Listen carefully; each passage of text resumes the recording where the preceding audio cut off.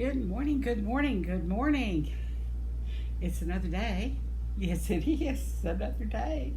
I put a short little video up yesterday of my a new completed blanket, and this morning I'm just going to catch up on some things, but I wanted to talk about something today. If you know who you are and you know what day it is, yes, you do. You know, I'm so proud of you. I really am. Come on, you know you're precious. Yes, you are. Look at you sitting there with your coffee. In your pajamas. Oh, I like those. Those are pretty. You ever pick out a pajama to wear? You know, like you pick out something to wear to go to the grocery store. You know, so I think I'm going to wear blue today. Or, oh, let me see what blouse I have washed. And they say, okay, that'll be a good start. Or you say, I want those jeans. Let me just put those jeans on. Or that dress or whatever. Do we pick what we wear at night? I always go like this. I go, okay, it's time for me to go to bed. What gown will I wear tonight? Yeah, that's what gown will I wear tonight?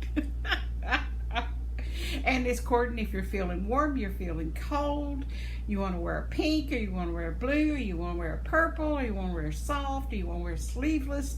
There's so many challenges picking out a gown in the morning. At night, because in the morning you wake up to that gown. So do you want to feel good in the morning and say, I'm going to put this lilac on, so when I get up in the morning, I feel like a lilac. Now, what does a lilac feel like? Who knows? I don't know.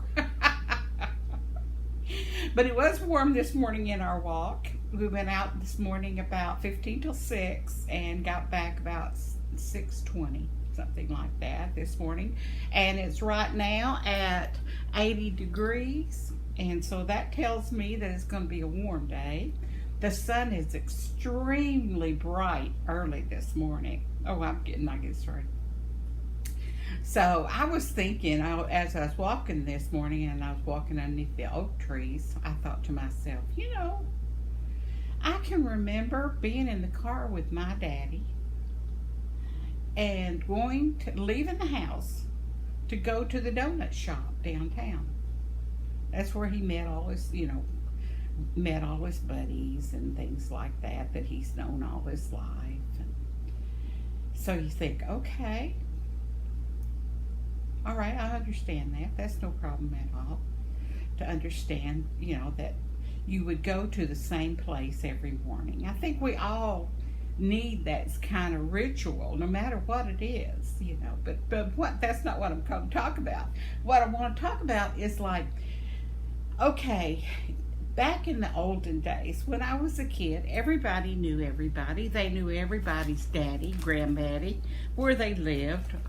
I mean, it's just the history of people in your town. And you can think of many. I know there was one guy, and he couldn't walk, so they built him a platform, like a box that he could sit in, and then they gave him 2 wood sticks with some cloth on them. I think it were burlap bags on them, and he would sit there because he couldn't walk, and he would rake himself like this all through town. Go to the grocery store, here he is. Now this was 1952, something like that. And then we had this other character who was the policeman there. We called him Cop. Mr. Cop. Because we knew that he would be in his white cop car, sitting in the intersection of the highway, which was not an interstate then, but just a highway, 2-lane highway coming from St. Louis down through Arkansas, heading to Memphis usually, or Little Rock, or New Orleans. It doesn't matter. That's not part of the story I'm talking about, but anyway. So we knew everybody. We knew the grocery man who had the grocery store, Mr. Strickland and his family. They had the grocery store, so you knew that they have always been there. You know them, everything about them. But all of a sudden, now, you don't know. You can't say, or maybe you can say, and correct me if I'm wrong. But remember, it's like what I'm trying to say is, we used to know families, their families, their families, their families, their families. But in the new society that we have now, we don't know who the person next door is. We don't know where they came from, where they were raised, or how they were raised. We can't say, oh, his daddy was the butcher, the member, and his son became a barber. And, we can't do that anymore. But in small towns. Now, if you live in a small town where you know everybody, it's much easier on life. You don't have to adjust to new people. You just know who they are. You accept who they are. And that is all there is to it. It's just life. And it makes everything comfortable and very calm. But you put yourself in a new environment with people you do not know, have no history of, cannot share any history with. It does isolate one. I know we have to move to where the jobs are, and our kids have to move where the jobs are, and I understand all that, and we did the same thing, or we didn't. I did. I went everywhere. But anyway, what I'm saying is, it used to be where, all right, suppose your daughter came to you and said, I want to marry the man next door. And you say, who are you talking about? Of course you would have some idea. I'm sure they've been dating or something. But that's not the problem. That's not what I'm talking about. I'm talking about he doesn't know anything. She doesn't know anything about your his family. Nothing. So they get together and they have lunch together, or they all go to each other's houses to meet each other's families. Of course, the children who are thinking about getting married, they already have been visiting the in-laws, even though they're not in-laws. But again, how do you know? Do you think maybe that is a big problem in our society? People meeting people to get married and have children and raise families, and they have some kind of connection to the community? We don't have that anymore. Just don't have it anymore. Or if it is, it's in very small communities. Like where I lived up in Hardy, it was a small community. Now, we had a lot of people retire there from Indiana, Illinois, all over the country coming there because it's a resort community. But still, you still had this inner city feeling. Just like in any city, you have your own little community within the city. Now, I can understand the metropolis of it all. But again, we get back to we don't know people. We don't know who they are, what to expect of them, and that gives us an uneasiness and an anxiety. And I think that's what a lot of the anxieties can be related to, that kind of issue. I mean, when I was growing up, when my dad got in the car with Daddy to go to the donut shop, on the way there, we'd see so-and-so in his tractor, and we'd wave at him. Maybe Daddy would stop and see how they're doing, and then we head on down the road, and we pull into the gas station, and Mr. Stu, he would come out of his station and fill up our car with gas and clean our window, and then catch up on all the gossip in the town, so we can get some, find out what's going on, or he'd check the oil. I mean, it might be a good 15-minute stop when you stop for gas, because it's a social event in a small town. And then when we get our gas and everything, we get a little information about what's going on that the Mr. Stan knew. Then we'd go to the donut shop and we'd park right next to all the trucks that we knew. Oh, so-and-so's here and so-and-so's here, and oh yeah, Mr. Phillips over there. It was like we were comfortable within our surroundings. We knew who they were. Of course, I was just a little kid. And then we go in and everybody, they either tip their head. Some people talk, some people don't. They just go and they get into their assigned seats at the cafe or in their booth. And only so many people sit in that booth. And then if the daddy don't sit in the booth, the son may be sitting in the booth with the regular group. And then as the young people grow up, like me when I grew up, then we would have our own table with daddy's friends. It was just the way it was.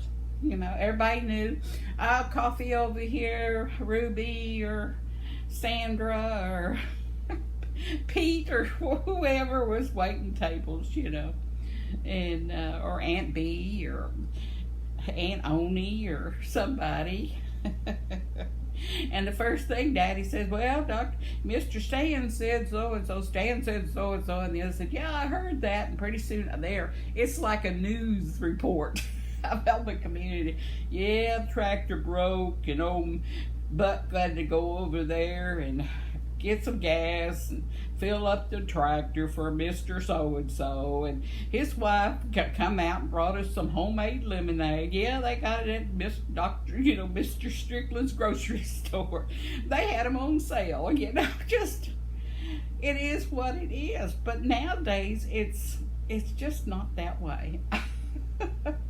But it could be.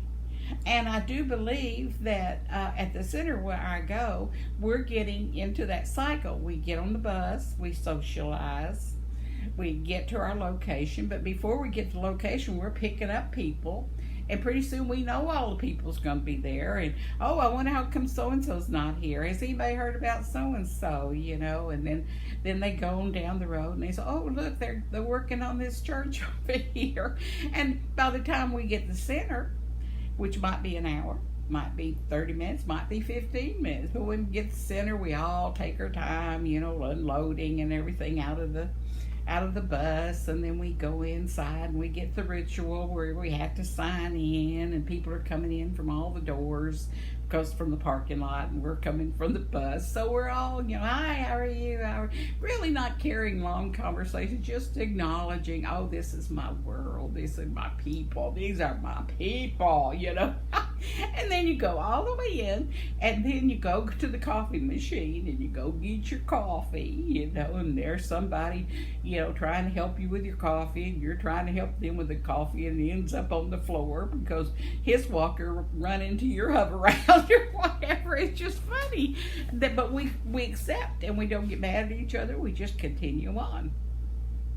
And then, of course, you have to go around with your coffee, moving around slowly, not to hit anybody or drop your coffee. And you're moving around in your hover round or walker, and going around, nodding at all the people, yes. And just, so you finally get to your table where your people have been sitting. It's like nobody said, you guys sit here. No. It's just like, I went over and sat at this table when I first came, and I've been sitting at that table. Well, so does other people. We just go sit at our table, not aside, but at our table. And then we do whatever we do at the center. Well, life is like that. I mean, I moved in here with 100 and something plus people that I don't know. I have no idea where they come from, who they are, what they've done. Nothing, just a visual person that I know and recognize now as the days go by. So I'm hoping the longer I stay here, then that community grows. So I'll have some social interaction, which we all need. Now, I missed that when I was, shut in for those 4 years. I mean, I just couldn't go. Wasn't any way to go. There wasn't any transportation, Not many locations can get you where you want to go. And you have to make arrangements somehow. My sister did a lot of it for a while, but I was a shut-in. I didn't get out. Library brought me books and everything, so I lost my community. But nowadays it's different, and we just make our adjustments. But I think the secret to security and no anxiety.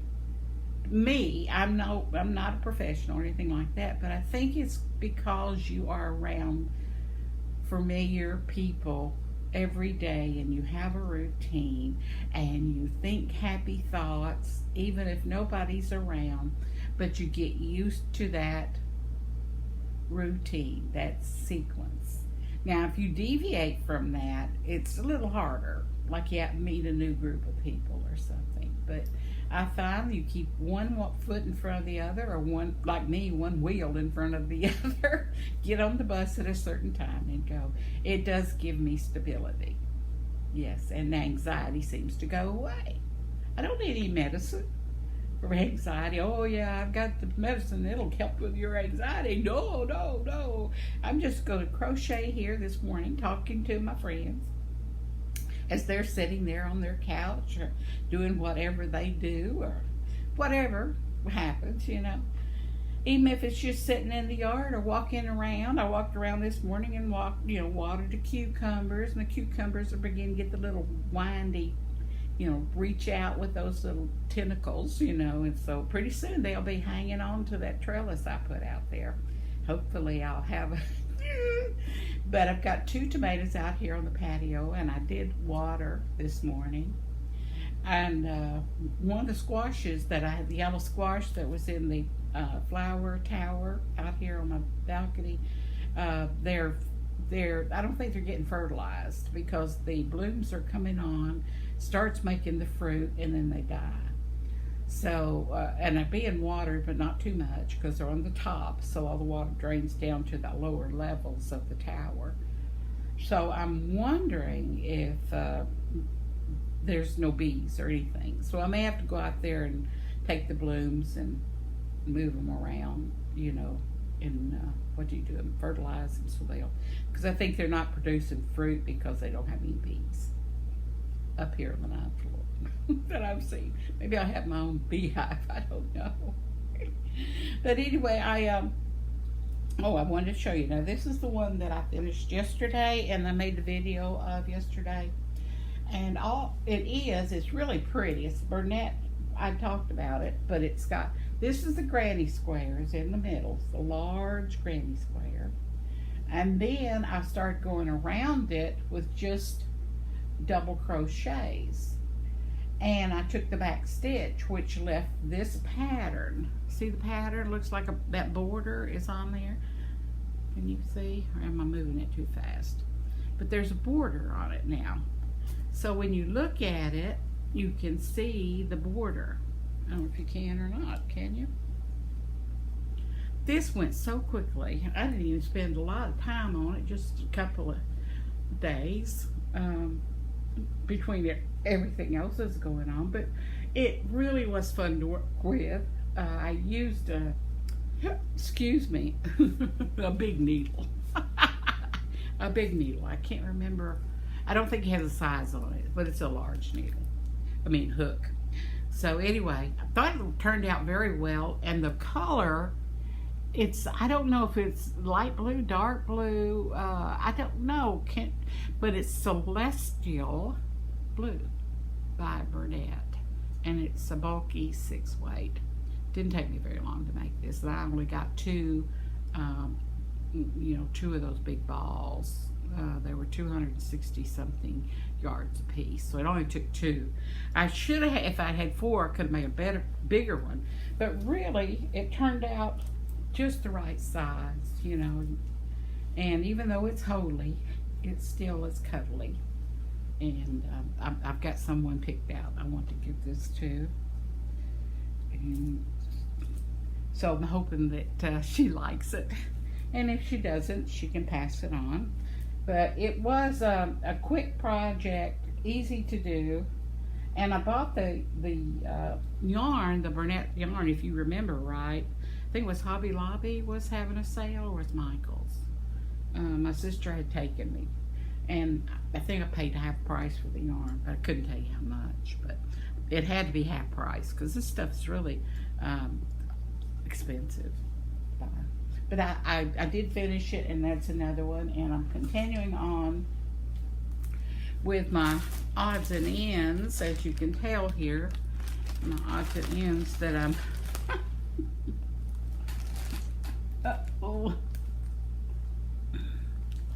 there.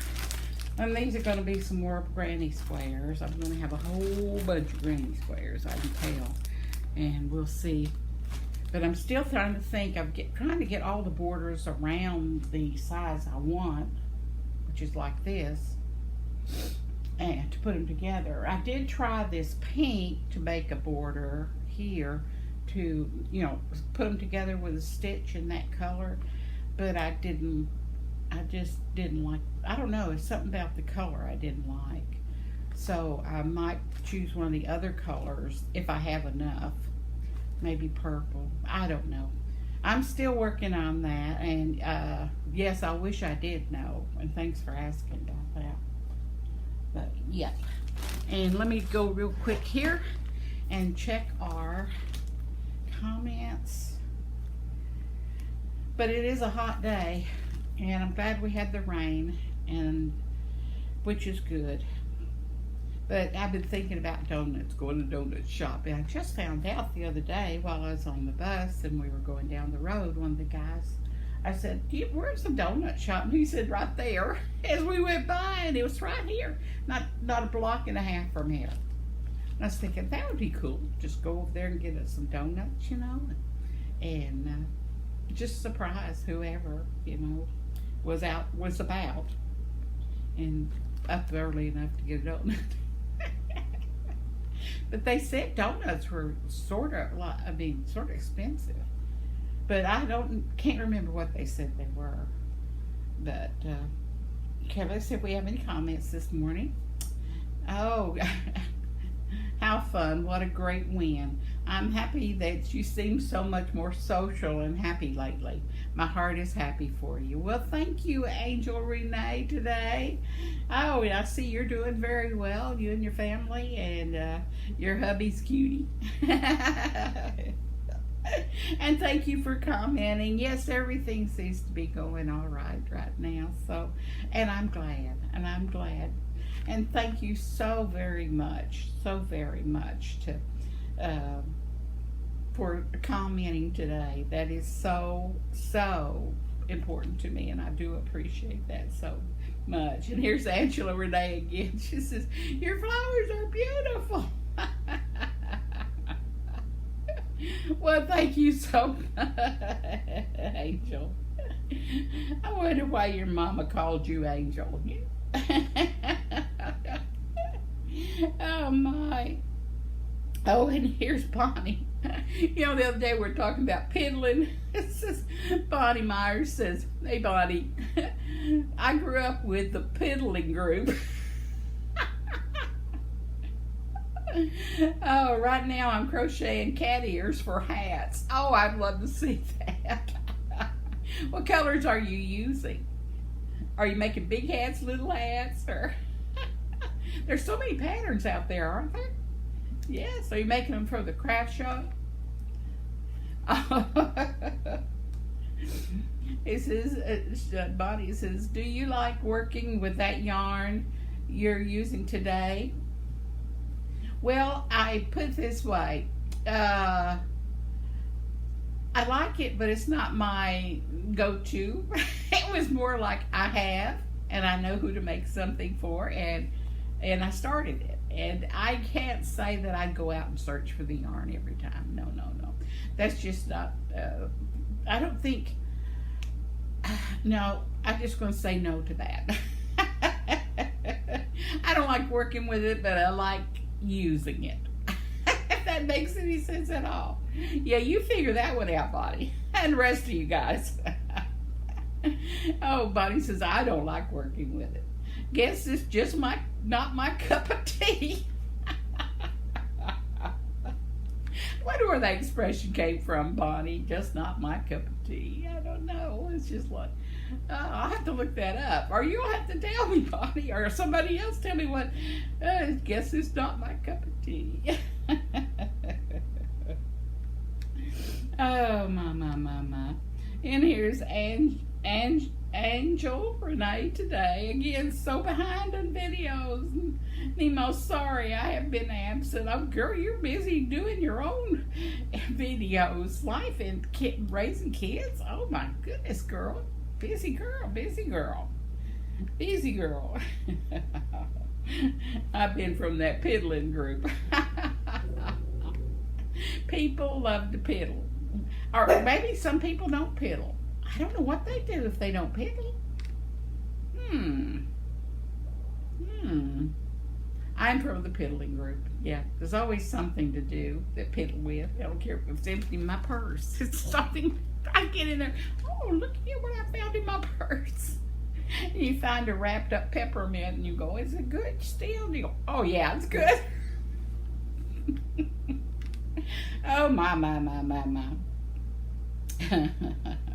And here's I love Mrs. Southern Belle. Hi there, girl. You busy little thing. A Pomeranian. I love Pomeranian. Yes, that's the kind of dog that lady has. Yes, Pomeranians. I've never had a Pomeranian. I've never been around anyone with a Pomeranian that I can think of. But they are adorable to watch them walk everywhere. It's just so cute. They always look like they've got a purpose. Yes, I've got a purpose. I'm going to go pee on that pole over there. Maybe they do have a purpose. But you love them, huh?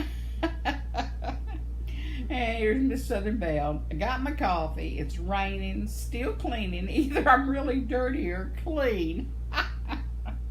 The weather people are not very right on the money for sure. They're not people are not every time right on the money. That's right. Right on the money. Now, what's that saying come from? Inquiring minds want to know. Yes, on the money. It sounds like a bet or something. Well, I think the weatherman is. They're either at the horse races or the dog races, the greyhound races or something, and they're going, what's the weather today, Pete? I don't know, I got 4 to 1 on rain. Yes, I guess you're right. It's right. They're not on the money. I think that's what it is. I don't know. Maybe it's not that. I don't know. But thanks for the coffee pot and the laughing smile. That's so cute. And here's Joybird. I guess I go to hook size G or H. The color you're working on looks great with the granny stitch. Well, thank you so much. I don't know what the size that hook was, Joybird. I really don't. But it was a big hook and it was hard to work with. The hook itself was hard to work with. I just couldn't hold them. I'm getting more challenged on that. I'm going to have to wrap them or something so I can grab them a little better. I'm so glad y'all commented and came by to visit this morning. I'm getting ready to catch the bus. So carry on, and remember, God has you in the palm of his hand. Pray for Mother Earth, the birds, the bees, the flowers and the trees, and for some bees to come up here on my balcony. I need some bees up here. And remember to pray for each other. Yes, remember to talk to each other. Yes, might not have to be important just because you're there. We're all a community. And remember, you're special. What? You're special and you are loved. Da, da, da, da, da, da, da, da, da, da. This is the stand-in for Connor today. Connor's on the footstool and will not get off. He's got a snack. Okay, bye-bye. See you tomorrow, hopefully. Bye-bye. Bye-bye. Bye-bye. Oh, you cutie. Bye. You cutie. Bye.